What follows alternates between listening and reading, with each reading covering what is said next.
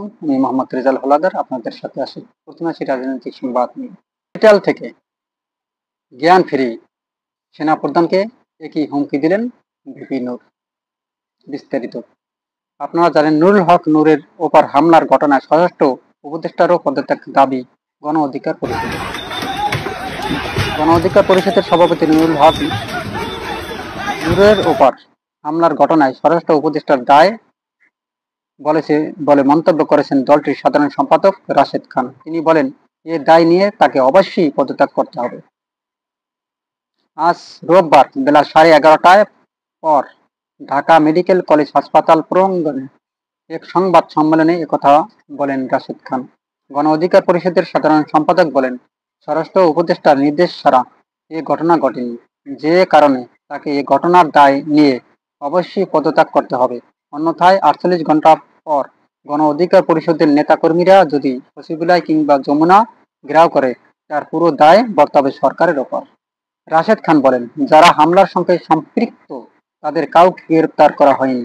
ঘটনার স্পষ্ট video footage আছে, তারপরেও জড়িত ব্যক্তিদের বিরুদ্ধে ব্যবস্থা গ্রহণ না করায় বিচার নিয়ে এক ধরনের সন্দেহ সংশয় সৃষ্টি হয়েছে। নুরুল হকের শারীরিক জটিলতা এখনো রয়েছে বলে উল্লেখ করে গণ অধিকার পরিষদের সাধারণ সম্পাদক।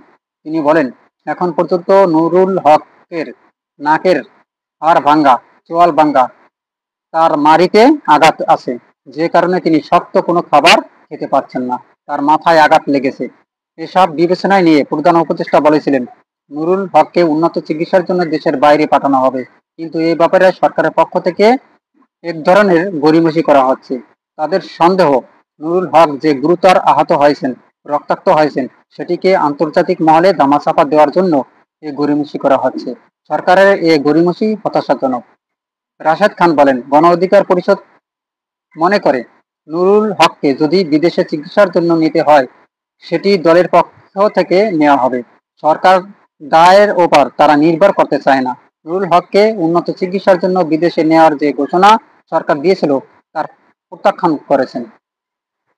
গতকাল শনিবার গণ অধিকার পরিষদের পক্ষ থেকে জানানো হচ্ছিল, তারা একটি সংবাদ সম্মেলন করবে।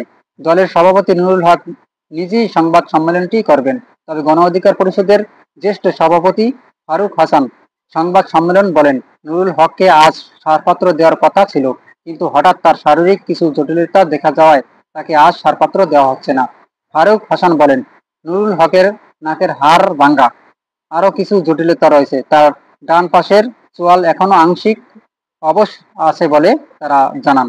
এছাড়া লিভারও তার কিছুটা জটিলতা দেখা দিয়েছে। দেখেন, আপনারা জানেন যে নূরের উপর যে হামলা হয়েছিল, কেন হয়েছিল তা আপনারা সবাই বিগত অবগত আছেন। যে নুরুল হক কি চেয়েছিল, যে যারা 5ই আগস্টের অপশক্তি অর্থাৎ আওয়ামী লীগের পক্ষে যারা বিগত দিন যাবৎ কাজ করেছে, যে একটি দল, সেই দলটার নাম হচ্ছে আপনারা জানেন যে জাতীয় পার্টি, তাদেরকে এই দেশ থেকে বহিষ্কার করার জন্য এবং নিষিদ্ধ করার জন্য তারা দাবি জানিয়েছে। তারপর যখন ওই জাতীয় পার্টির পার্টি অফিসের সামনে দিয়ে যাচ্ছিল, তারপরে নুরের উপর অতর্কিত হামলা করে। অতর্কিত হামলা বলে জাতীয় পার্টিরা উদ্দেশ্য পরিণত হয়ে ওই জায়গায় ছাত্রলীগের কর্মীরাও ছিল, যুবলীগের কর্মীরা ছিল। তারা কিন্তু এখন বেশ পরিবর্তন করে জাতীয় পার্টির পক্ষে তারা নুরের উপর হামলা করে।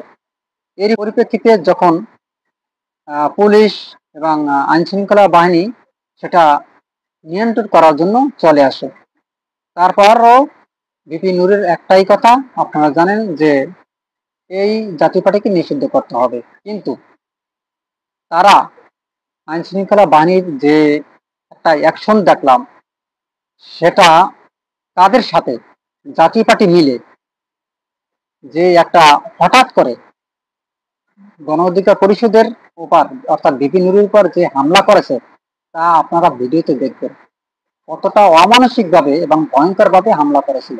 এখন কথা হলো, ভিপি নূরের উপর হঠাৎ করে তারা কেন এই হামলা চালিয়েছে? এতে কি রাজনৈতিক বড় দলের স্বার্থ আছে, না সরকার পরের পক্ষের কোনো স্বার্থ আছে, নাকি বাংলাদেশ সেনাবাহিনীর কোনো স্বার্থ এখানে দেখা আছে, বা আইন শৃঙ্খলা বাহিনীর কোনো ষড়যন্ত্র আছে কিনা সেটা কিন্তু খতিয়ে দেখতে হবে। আসলে সুপ্রিয় দর্শক, আপনাদের কি ধারণা, কি হতে পারে বিপিন নুরের উপর যে হামলা চালিয়েছে, যে অমানসিক হামলা চালিয়েছে? আপনারা দেখেছেন, ভিডিও ফুটেজ এখন আছে, আমি কিছুটা আপনাদের দেখাবো।